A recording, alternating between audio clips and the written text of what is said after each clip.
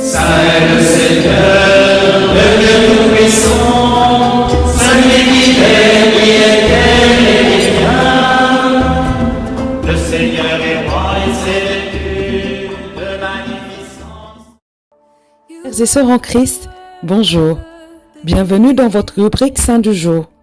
Aujourd'hui, nous allons à la découverte de Saint-Pierre Nolasque. Saint-Pierre Nolasque est issu d'une illustre famille française.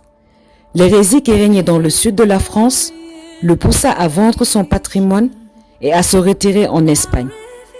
À Barcelone, il consacra toute sa fortune au rachat des captifs enlevés sur mer par les Sarrasins. Mais le sacrifice de ses biens ne suffisait pas à sa charité. Il voulait encore se vendre lui-même pour délivrer ses frères et se charger de leurs chaînes. Une nuit qu'il priait en songeant à la délivrance des captifs, la Sainte Vierge lui apparut et lui recommanda d'établir, en son honneur, un ordre religieux consacré à cette œuvre de charité. Il s'empressa d'obéir à cet avertissement céleste, d'autant plus que le roi Raymond de Penafort avait reçu en même temps la même révélation. Saint-Pierre fonda l'ordre de Notre-Dame de la Merci pour la rédemption des captifs. Aux 3 vœux ordinaires de religion, il rajouta celui de se livrer en gage aux païens, s'il en était besoin, pour la délivrance des chrétiens. Fondé du don de prophétie, il prédit au roi d'Aragon la conquête du royaume de Valence sur les morts. Il était soutenu par de fréquentes apparitions de son ange gardien et de la Vierge, Mère de Dieu. Enfin, accablé par l'âge, le travail et la pénitence, Saint-Pierre reçut l'avertissement de sa mort prochaine. Lorsqu'on lui eut administré les derniers sacrements, il exhorta encore ses frères à la charité envers les captifs.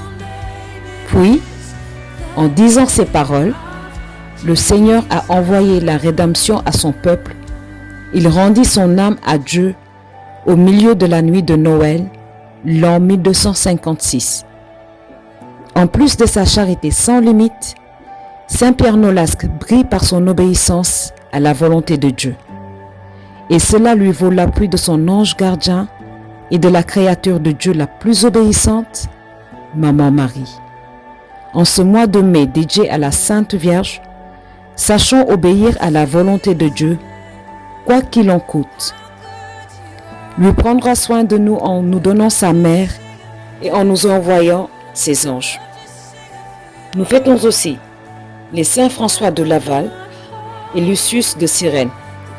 Bonne fête à leurs homonymes. À demain pour de nouveaux saints. Et d'ici là, prenons soin de nous et de nos familles en restant chez nous.